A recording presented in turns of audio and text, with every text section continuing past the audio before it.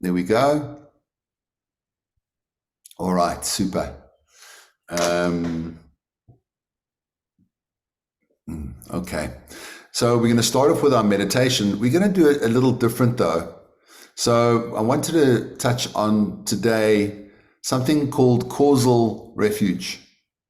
Now we've been talking about Buddhist refuge and taking refuge and such acts like meditation and prostrations and so on and so on, and the lineage and the importance of having a lineage. And I think last week we dived into, quite strangely, the importance of having authentic knowledge. For example, we used the chakra story as an example, and I don't know, people don't like it when I speak of that. Interestingly, I went on Wikipedia. Do yourself a favor, go onto Wikipedia and look at what they say about chakras. You won't find anything there that each chakra relates to a certain characteristic. Nothing on Wikipedia. So if it was authentic information, it needs to be verified and checked and would be on Wikipedia. It's not. You would think that's the first thing they would say on Wikipedia about chakras, but it's not even there. So that sort of confirms my sort of reasoning on that story. So it's always good to follow a lineage, to know who your teachers are, to, I guess, accredit them, and respect them, and really be thorough in your investigation of where spiritual knowledge comes from. Okay. And we can see if a person's a part of a cult, that the cult makes up its own rules, and that the leader has these divine sort of dreams or visions, but actually a lot of it is just to manipulate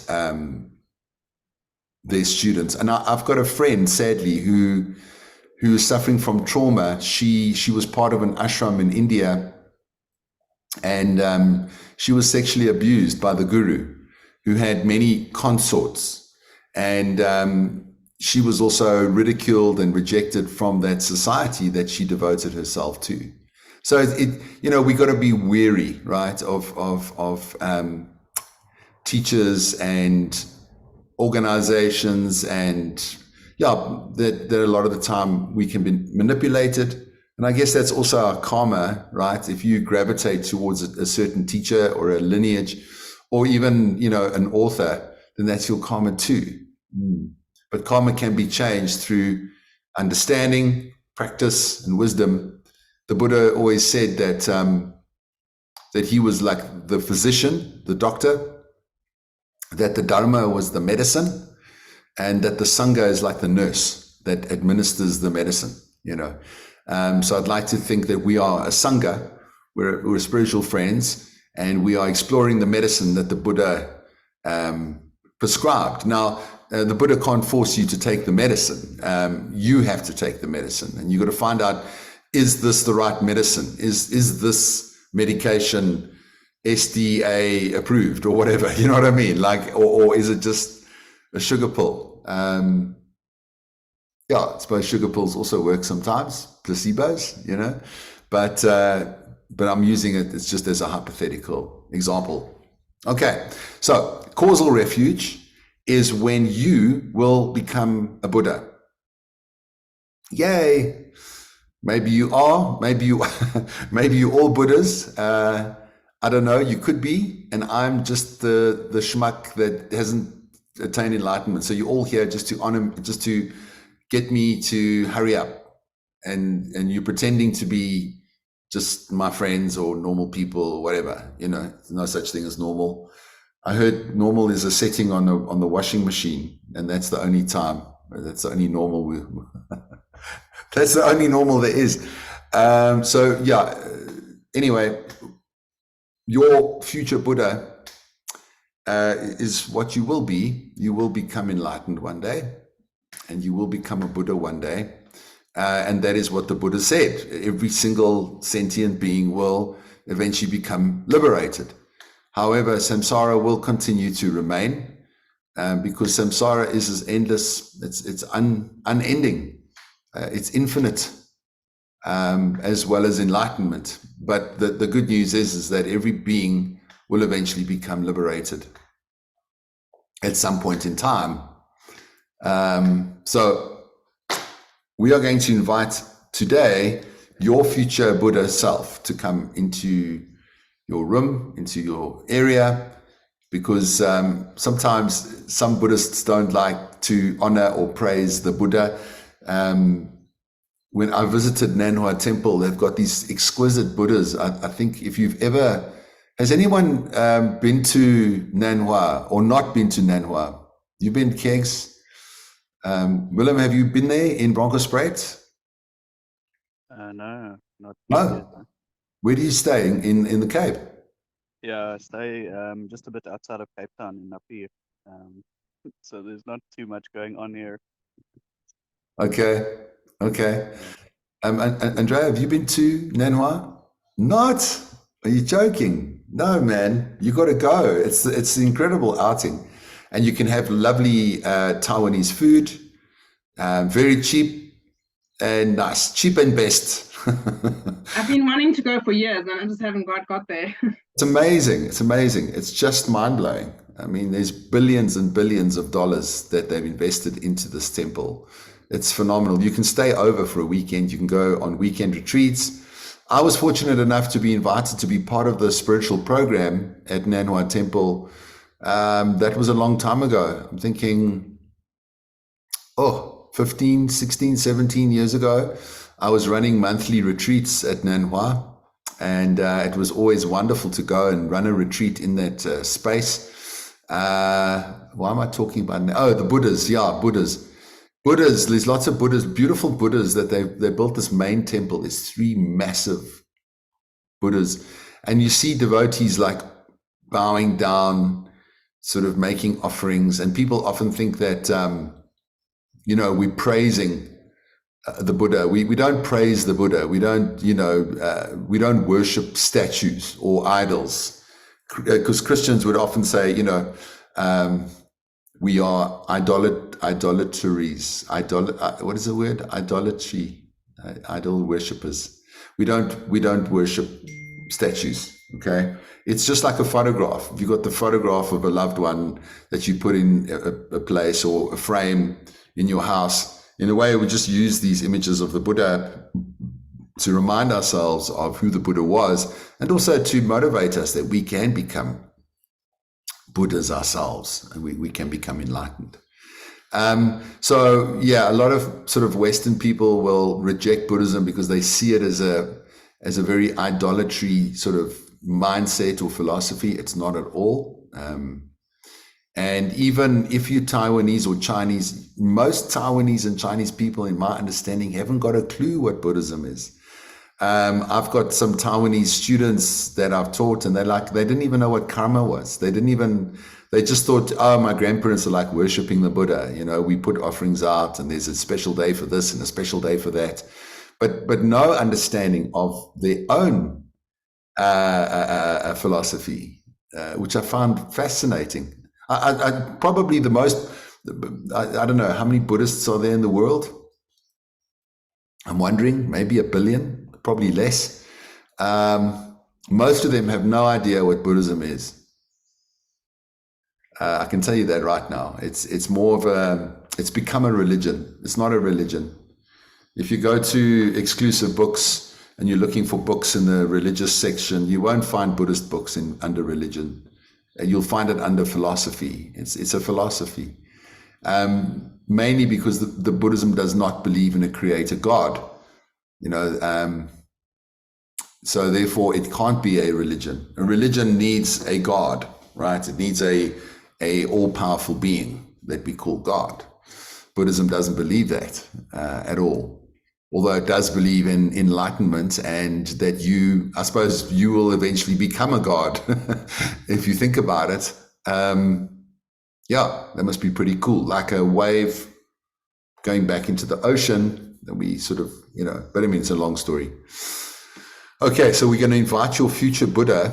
And if the Buddha also spoke about that this idea of past, present, and future is also karmic. So I remember my teacher, Geshe Michael, talking about in one finger snap, there are 65 frames of karma. So as karma ripens, it ripens as 65 frames, like this. Now, interestingly enough, in film, I think the frames are about 65 frames a second, which gives you the illusion of movements. But actually, if you slow it all down, it's just frames. So our karma is giving us the illusion, in a similar way to film, of reality. As our karma ripens, it's producing 65 frames of our experience. Okay, so the Buddha spoke about this, and past, present, and future is also a construct.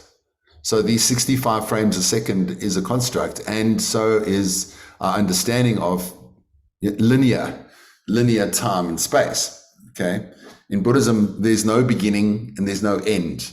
I think in more theistic religions, there is a beginning. In the beginning, God created the world, but then I'm always asking, but who created God? Where did that come from? So it's a strange question. Or even science says in the beginning was a big bang, so there was nothing, and then out of nothing, something exploded. I mean, that doesn't make sense to me either. So there was just nothing, and then bang, So Buddhism says everything has a cause. Everything has a cause. So there's no beginning moment, and there's no end moment. It's more circular. It's not linear with Buddhism. People ask, but where does suffering come from? Where does samsara come from? And most, the Buddha just said it's limitless, it's timeless, it's infinite. It has no beginning and no end.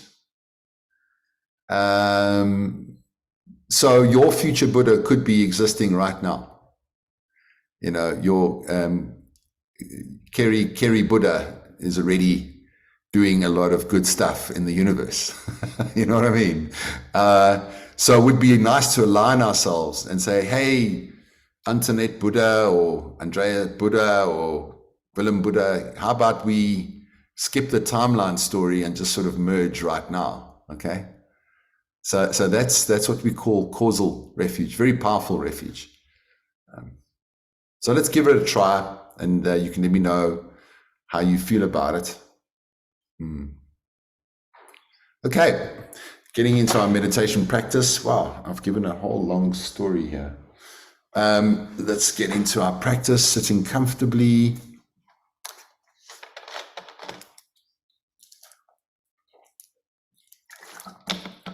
All right.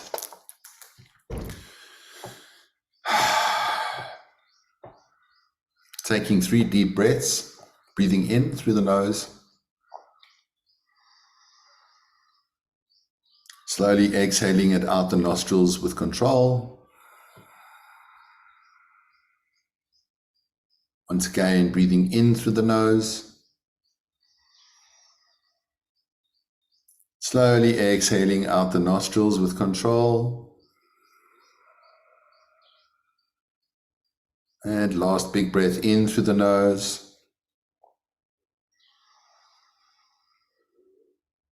Opening your mouth and gently sigh the breath out.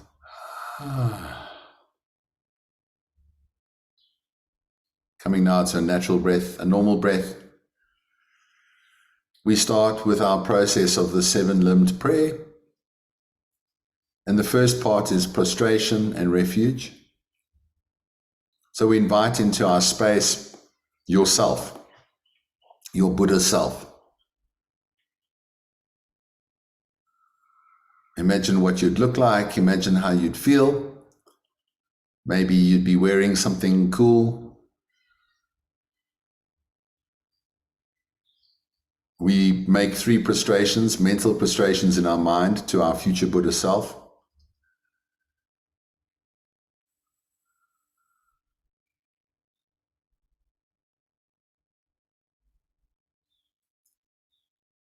And And as we do this, I will sing the refuge prayer 3 times. So basically what I'm singing is, I take refuge in the Buddha, the Dharma, and the Sangha. Please purify my body, my speech, and my mind so that I may attain enlightenment for the sake of all sentient beings. Sangye Chodang Soki Chognam La Chanchu Badu Dagni Gyabzu Ji Dagi Jinzo Gibe Sonam Gi Drola Penche Sangye Drupa Sho Sangye Chodang Soki Chognam La Chanchu Badu Dagni Gyabzu Ji Dagi Jinzo Gibe Sonam Gi Drola Penche Sangye Drupa Sho Sangye Chodang Sogi Chognam La Janju Badu Dagni Gyabzu Ji Dage Janzo Gebe Zonam Gi Drola Benje Sangye Drupa Sho.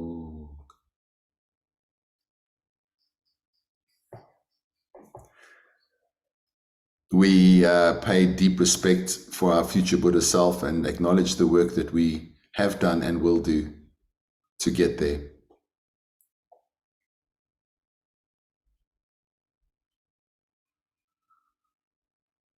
The next is offering. We imagine offering our future self a cup of coffee or tea or a meal. We might offer them flowers or your favorite thing. You know what you like. And perhaps we can hold an image of a beautiful place, a place that we love so much. And maybe we can imagine a world where of beautiful places and beautiful things that we offer to our future Buddha. And as we think of this, I will sing the mandala offering and do the mandala mudra. Sajipogi Jun Shin Meto Tramri Rablinji Nidegen Badi Sangye Shindu Mitse Uwagi Droiko Namda Shinla Chopasho Idam Guru Ratna Mandalakam Niryatayami. So this offering strengthens our karmic connection between our self and our future Buddha self. The third one is confession or purification. So we realize that our future Buddha is pure. There's no stain. Their karma is purified. They know exactly what to do to perpetuate their enlightenment.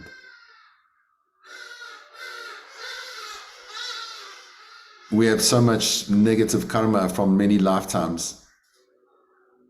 So we think of our recent negative karma, perhaps in the last week, things that we've done that may have hurt ourselves or others, things that we are not proud of, negative energy perhaps that we'd like to purify.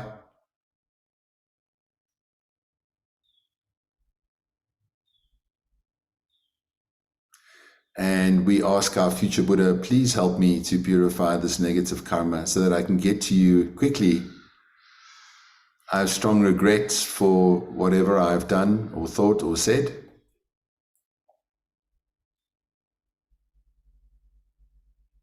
I will try not to do it again. I will refuse to do it again for a certain time period, perhaps.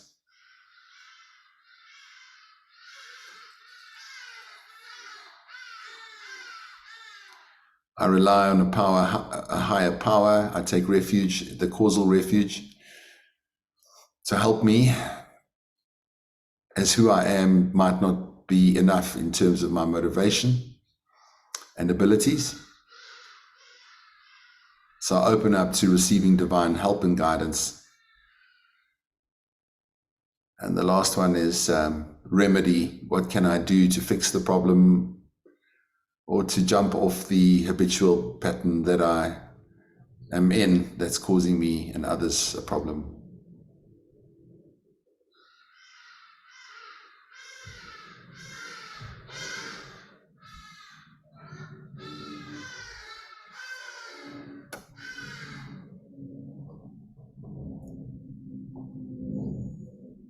The fourth part of the prayer is to rejoice, to be happy with your future self and say, wow, I'm really grateful for the goodness that I've created in my life, in many lives. And in fact, the fact that I found the Dharma is very, very positive, very good. It means that I have a precious human life. When I know so many are struggling with contradictory ideologies, I found something quite special. I think of all the goodness I've done in the last week.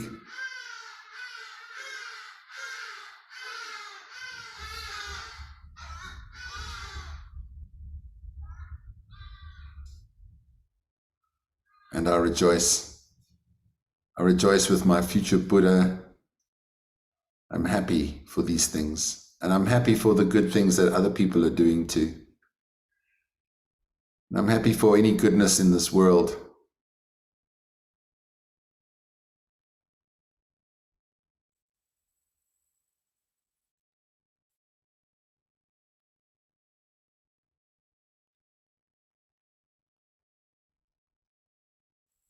And then the fifth one is to ask our future Buddha self to please stay with us, move closer to us.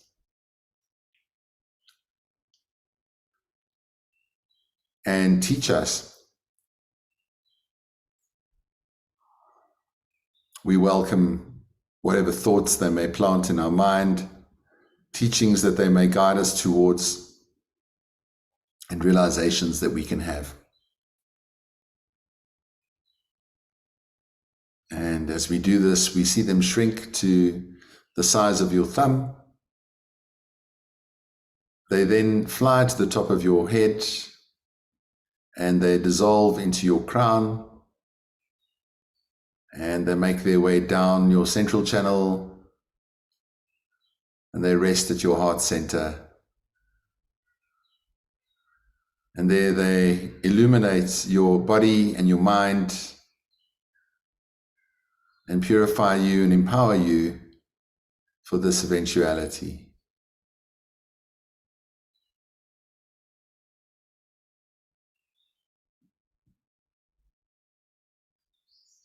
Let us take in now, as we dissolve that image, let's take in a beautiful deep breath, breathing in and exhale out.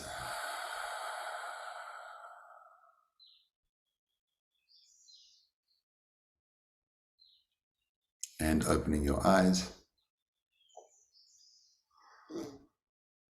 So, any thoughts on that practice? It was slightly different. Did it feel weird? Was it okay? Wasn't quite sure how to imagine this future self in a robe or not. Orange robe, orange t-shirt. I don't know. Yeah. So it was interesting. But yeah, it is something I've played with before, and I think it does have value. Wonderful. Thanks, Willem. Yeah. I think if we start planting the seeds to see ourselves in that way, then those seeds will ripen, you know. In fact, the whole of Tantra, Buddhist Tantra, and it's so funny, whenever I say the word Tantra, it's like someone starts blushing, you know, like, oh, you're trying to have sex with me or something. I'm like, no, you know, it's just such a misunderstanding. Like Tantra is so much more than than intimate practices. It's a whole Vajrayana system where in the Tibetan tradition we see ourselves as Buddhas, and we get used to as seeing ourselves as Buddhas. And it's good because it plants very powerful seeds in your mind to become a Buddha. You know, I mean, it's imagine, like, I had a friend who would see himself as a rock star when he was a kid. And he said to me, one day I'm going to be a rock star. And then he went to Los Angeles and he became a rock star, you know. Like I really believe in the power of our intention and our thoughts, and how, you know, it's more than just goal setting. It's literally how you can transform your entire mindset and become a Buddha, you know. And the whole of Tantra is about planting karma for that eventuality. So if you see yourself wearing saffron robes or a saffron t-shirt and you're a monk, or, you know, Buddhas could be anybody, anything, you know. They could be even an animal. They could manifest in so many different ways. My teacher says that a Buddha can shapeshift. They can appear in many different forms, male, female, anything, even an image, even a sunset. A Buddha could literally display themselves as a visual. Yeah, I mean, it's just mind-blowing to think what the enlightened mind is capable of doing. Our projection of ourselves in this meat body is a projection which is coming from our karma. You know, if our projection was slightly different, we might have a third arm, okay, or something, you know what I mean? But it's because of our karma that we have the bodies we have and the lives that we have. And it is, you know, it's holographic. If we change our karma, everything starts to shift. My teacher says that it's very possible to replace a flesh and bone body with a body of light, you know. Very, very possible. And if we start to study quantum physics and all of that, it starts to get very close to what the Buddha was saying, which is very, very strange. I mean, most of the time, nobody has a clue what quantum mechanics or quantum physics is talking about. But if you really unpack it, it's very similar to what the Buddha was saying 2,500 years ago. Okay. So another practice that I would like us to do, and I'm going to share my screen. Oh, wait, let me just, before I do that, there's a meditation practice around certain syllables that can help us to initially move into Tantra. And it's an open teaching. I'm not giving you something that you need an empowerment for. It's just a beautiful, beautiful practice. And the visualization, and it comes with a mantra. Your crown, your throat, and your heart. So and there's 3 syllables: Om, A, and Hung. Hung, okay, H-O-O-N-G. But I think when it's spelled out, it's H-U-N-G. So it's Omahung, Omahung, Omahung. And there are syllables for this, for these sounds. Let's see, I can share.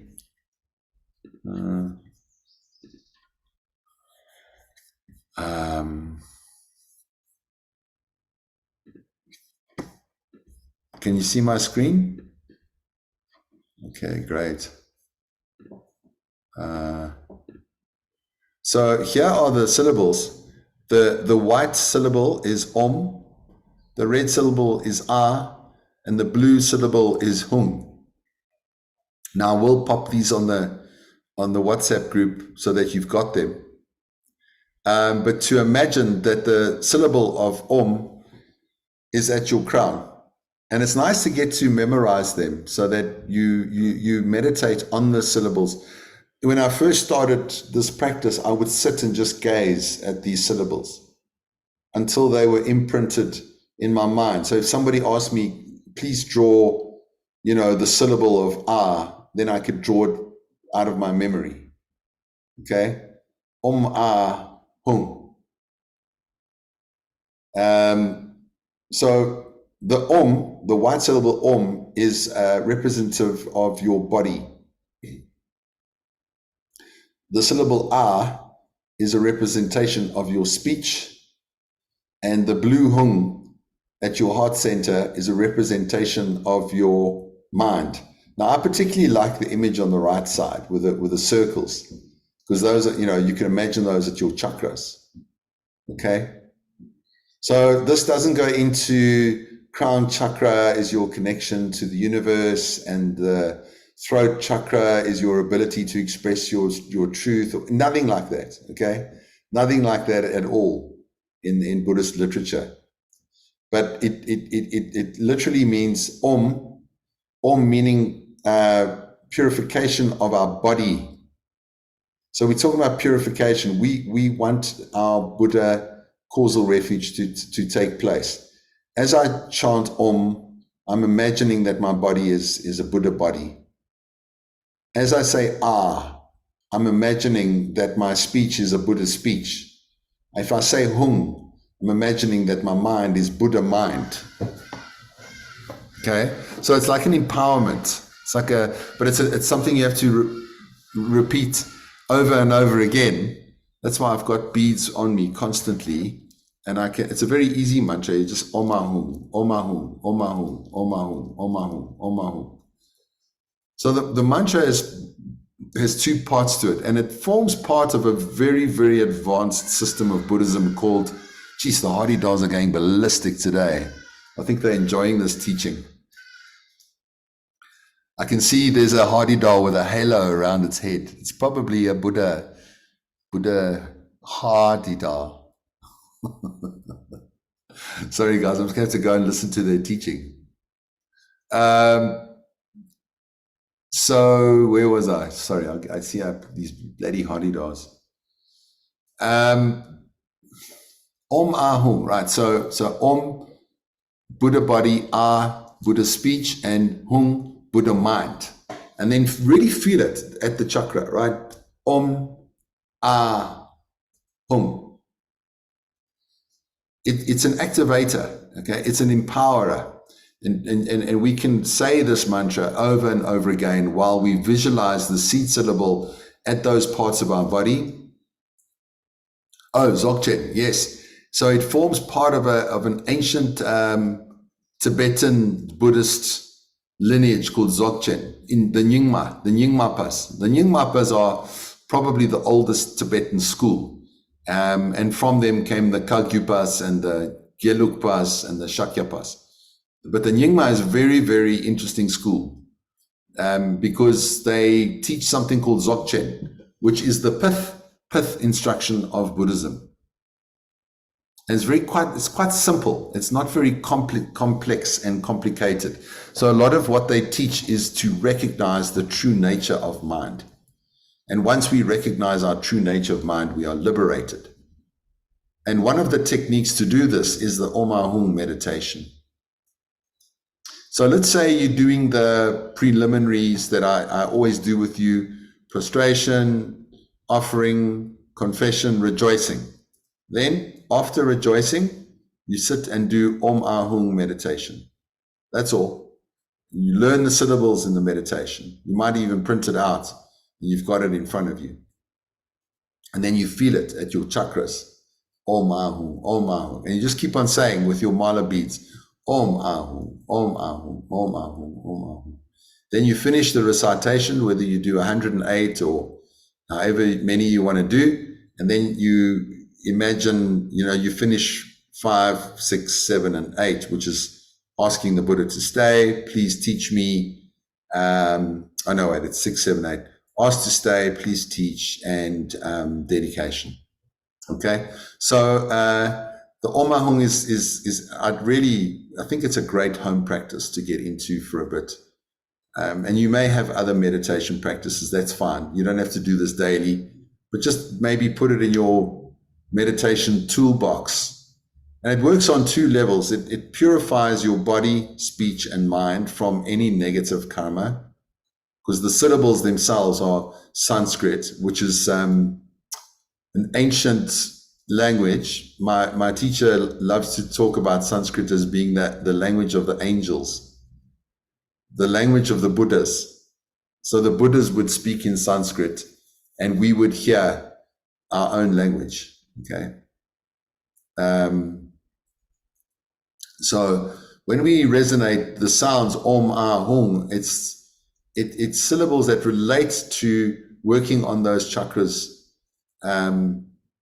in a positive way, in a beautiful way, empowering you and purifying you. Remember that, empowering and purifying. That's why it's very powerful. So when you drink water, before you drink water, whisper Om Ahung over the water. Before you eat a meal, you can chant Om Ahung over the meal. Okay? So literally you can purify your environment and your space. Often when I go for a run, you know, I recite mantras while I'm running, but a lot of the time I'm out of breath. So Om Ahung is a very nice one to recite as I'm running or as I'm exercising. You know, so you know, you can bring it in anywhere and any time, and it can become. It's very simple. It's an easy meditation. It's not very complicated, and it's really working on that causal refuge that we're talking about. Are there any questions or comments on this? Wondering how it relates to Om Mani Padme Hum. Yeah. So very similar. Willem, Om Mani Padme Hum is the mantra of Buddha of compassion. And as you can hear, the syllables Om Ah Hung, Om Mani Padme Hum, I think the only one is missing is Ah. But it relates. They all relate. They all relate. Om Mani Padme Hum is also a wonderful meditation.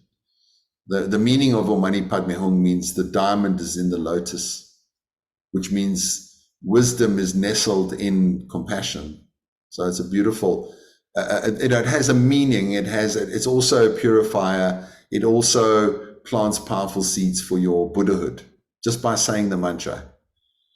You know, if you say it around your dogs or your cats, it plants powerful seeds for them too, just by hearing it.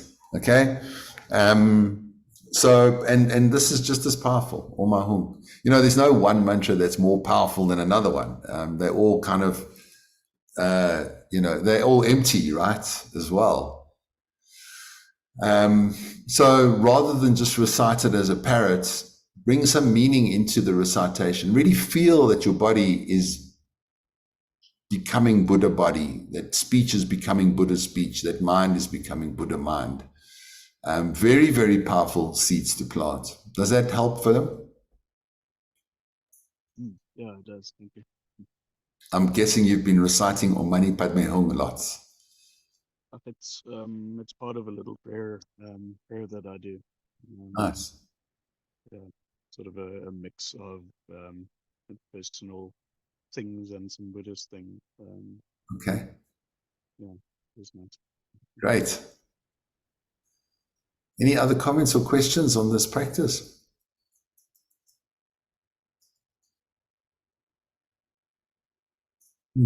Okay.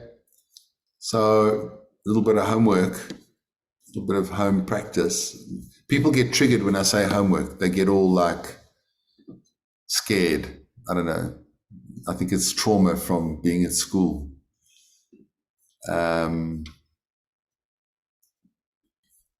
Let's see, what else is there?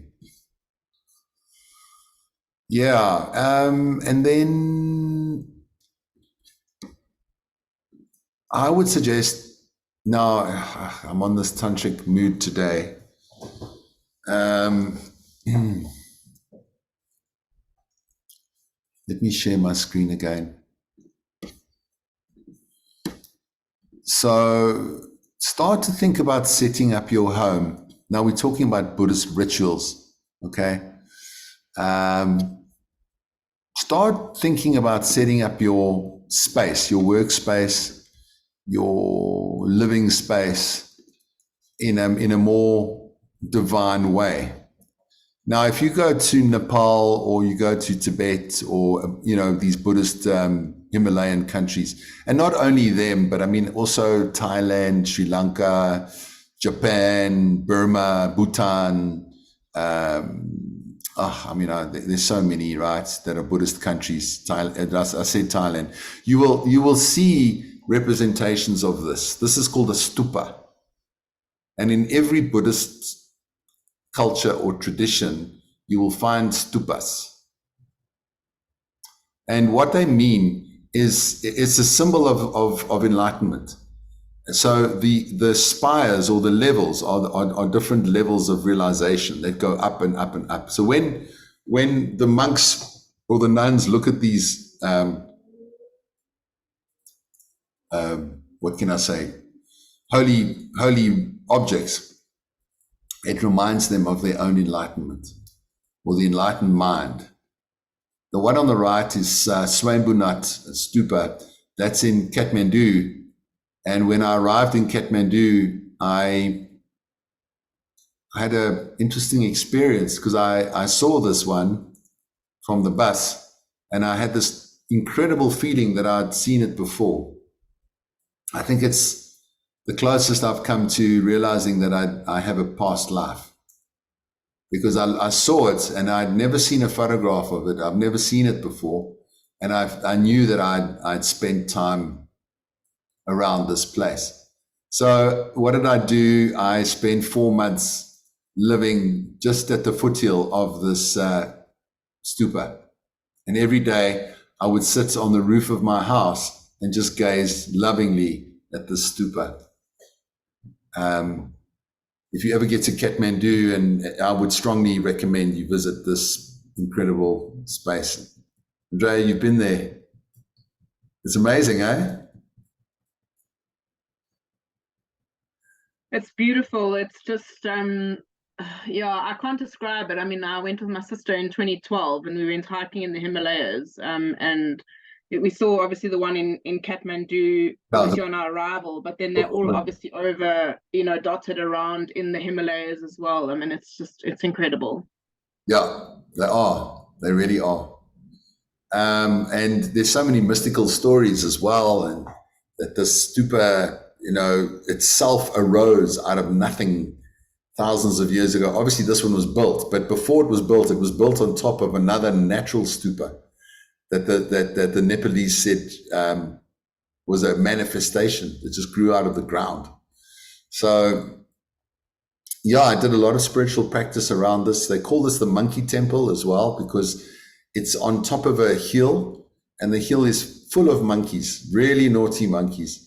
So living next to the stupa, my house was often raided by monkeys. You couldn't leave a window slightly open, and they would raid your house. They were very naughty. And I was in retreat for 4 months. I did 6 hours, 7 hours of meditation a day for 4 months, living here at this, by the stupa. Stupas, you can, I don't know, maybe make your own stupa out of rocks, or, it doesn't have to be perfect, right? You can maybe start to bring some divinity into, and I'm sure you do, but I don't know, maybe there's some examples that you guys have of something when you look at it, you feel that it's sacred or holy.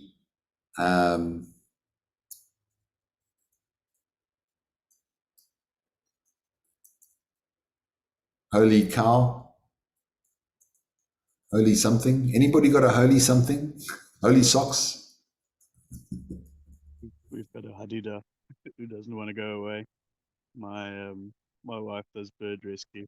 I obviously didn't get the hadida to realize people aren't necessarily always friendly. So we've got this hadida that we've now called Buddy. It's always around. Wow. Maybe he's our holy animal. Could be. That's interesting. I like that, Willem. Andrea's got a holy cat, a beautiful cat. Yeah. I like that story, Willem. I don't like Hadida, so I'm always trying to find happy stories about them. They're actually quite sweet. Are they? Except for the noise. Yeah. Yeah, except for the noise, yeah. Yeah, so I've got a bonsai that I'm growing, and it's a miraculous bonsai. Strangely enough, my wife bought me a bonsai, which was the symbol of our union, and it kind of died. It died just before our separation, which was quite strange, actually. But in the same pot grew a slip from that bonsai, which I took out, and it's doing really well.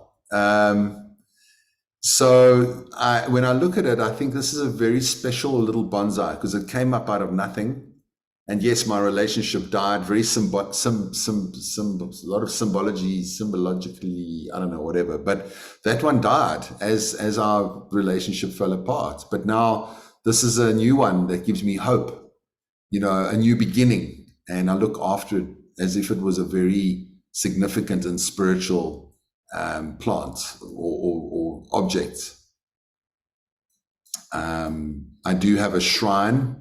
And I'd like to get into maybe next week how to make a shrine, how to set one up, an altar, like an altar in your house, where you look at it and you go, that's very sacred.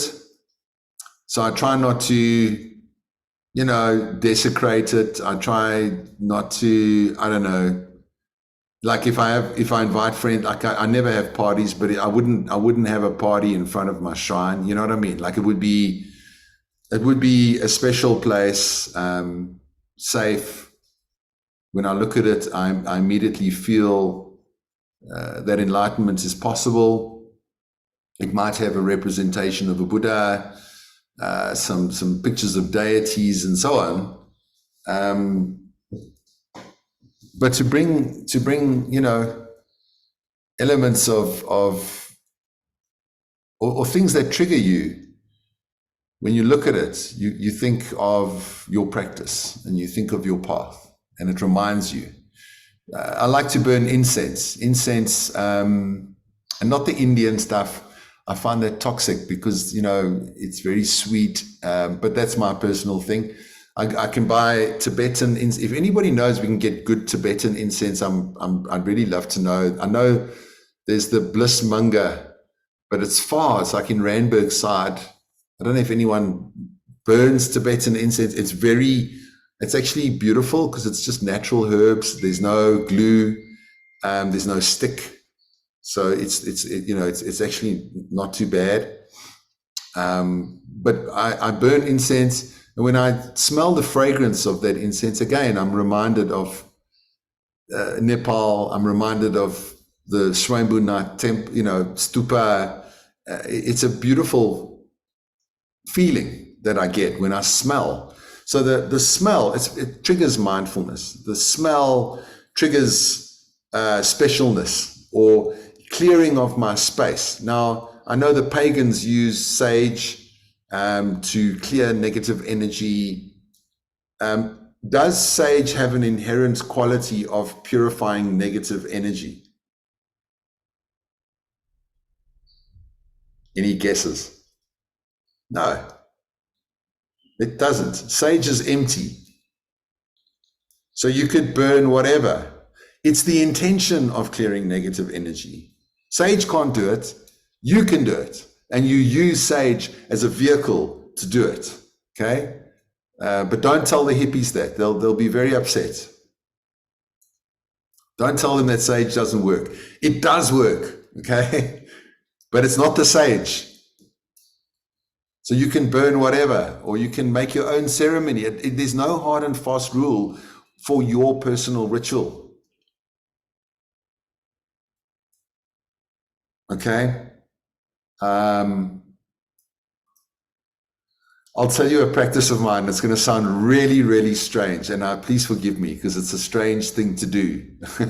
But it's an example of how you can bring divinity into your day. Okay, how many times do you go to the toilet in a day for a pee-pee? Lots. Lots, okay? So what I do is while I'm having a pee, I'm reciting like Om Ahum, and I'm imagining my negativity is coming out with the pee. Okay, so like whatever chochos, physical, speech and thoughts, they're just leaving me. They're leaving my body as I pee. Then I'm imagining that pee transforms into blissful nectar and medicine for the whole world. And as I flush, I do a dedication that may this be nectar for all beings struggling. I mean, I know it sounds bizarre, right? But even pee is empty, right? Because it will go back into the water. It will become water once again. It doesn't just disappear, right? And, it'll turn into something. So, just thinking that pee is a negative thing or it's a beautiful thing pushes my mind to think of the emptiness of urine. There, now I've overshared, okay? Does that sound weird, Willem? I think spirituality, you can sort of decide what value you assign to common day things. And, Absolutely. make up your own rituals and all that. I think that's totally fine. 100%. 100%.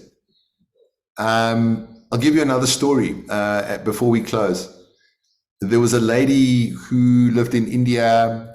I think it was about 1,000 years after the Buddha, and her son was going on business to Bodh Gaya, where the Buddha attained enlightenment. And often, with regards to the stupas, they put relics inside the stupa. So they would put like a tooth of a holy master, or the ashes, or a watch, or a ring, or some object that belonged to that holy master.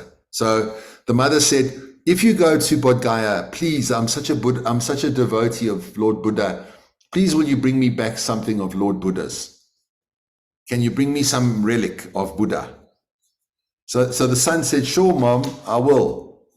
Now the son went to Bodh Gaya, he did his business, met his friends, came back home. And while he was walking to his mom's house, he went, oh shit, I forgot the relic for Mom. She's going to be so upset. So he found a dead dog on the side of the road. Now in India, that's quite a common thing, a dead dog lying there. So what he did is he yanked its tooth out of this dead dog, okay? And he said, I've got a plan. Knocked on his mom's door, and his mom said, please tell me, what did you bring me? He said, Mom, I brought you the tooth of the Buddha. She was like, oh my God, the Buddha's tooth. And she took this tooth and she was so devoted. Tears were streaming down her face. She put it on her altar, and every day she would just gaze lovingly at the tooth. And her devotion caused her enlightenment. Okay, she became incredibly realized because she thought that she was so blessed that her son had brought her the Buddha's tooth. The tooth is empty. Okay, if you want it to be the Buddha's tooth, it can be the Buddha's tooth, and you can benefit greatly from it. Okay, it's a beautiful story. Again, pushing us into an understanding of emptiness, that your world is sacred, and don't let anybody tell you it's not. Okay, so start looking at stuff in your house and deciding, what can I use as triggers? And maybe we can touch base next week, and you can tell me, what did you turn into your, what spiritual objects did you decide on that when you look at it, when you play with it, it becomes something for you. Okay? All right. Good. Bless you. Let us closing meditation. Antoinette dropped off. She's back.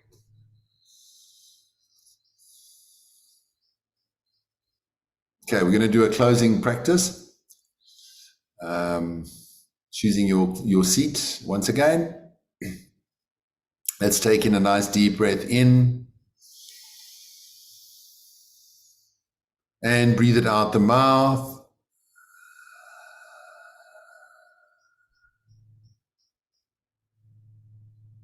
So now imagining that causal Buddha, your future Buddha at your heart center. And now we are radiating light. We are merging with that Buddha. We are becoming that Buddha. And we've accumulated wonderful karma in our practice and in exploring these ideas, these very holy ideas that will greatly affect our future. So we make a dedication, and the normal dedication in Buddhism is, may I become a Buddha so that I may free all sentient beings. I dedicate this karma for my quick enlightenment so that I may be of service to all sentient beings. And as I sing the final dedication prayer, imagine how wonderful that would be if you could serve and help all beings, and at the same time be completely imbued with your own bliss of enlightenment. Gewa di kewo kun, sunam yeshe zozo shin, sunam yeshe le junwe, tamba kunya topa sho.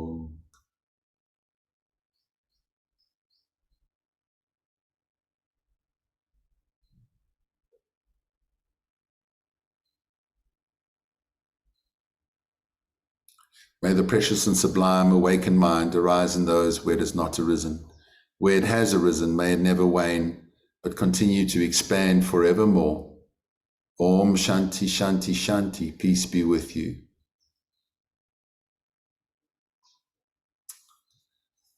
Cool, okay. So I'm actually, strangely enough, someone asked me to do a funeral of their son that died of cancer. And he didn't have a spiritual path, but he loved his. He watched Vikings, and he's got Viking roots, so he became a Viking. So I've got to do a Viking funeral tomorrow. Can you believe it? I mean, It's amazing. I don't know what a Viking funeral is, so I'm trying to research it. So the rest of the day, I'm working out how are we going to do a Viking funeral. So anyway, yeah, quite a thing. Anyway, so you know, I think it's so, being a Buddhist is so flexible because you can adapt and you can see divinity in all traditions and in all philosophies and faiths, you know. Valhalla, right? Valhalla. Is there a difference between Valhalla and Nirvana? Yeah. Okay. All right. Good to see you, Antoinette. Looks like a lovely day in the Cape. It's beautiful. Yeah. Magic. All right. Thank you so much, friends, for joining this class, and we'll see you next week. Think about your home practice. I'm going to try and remember it, and if I forget, remind me. But find something in your home that represents something divine, or even if it doesn't, you're going to turn it into something divine. Okay? And how you did that. All right? Good. Super. We'll see you next Saturday. Bye. Bye. Bye, everyone. Thank you, Mark. Nice Okay. to see you all. Bye. Bye, everyone. Bye. Bye.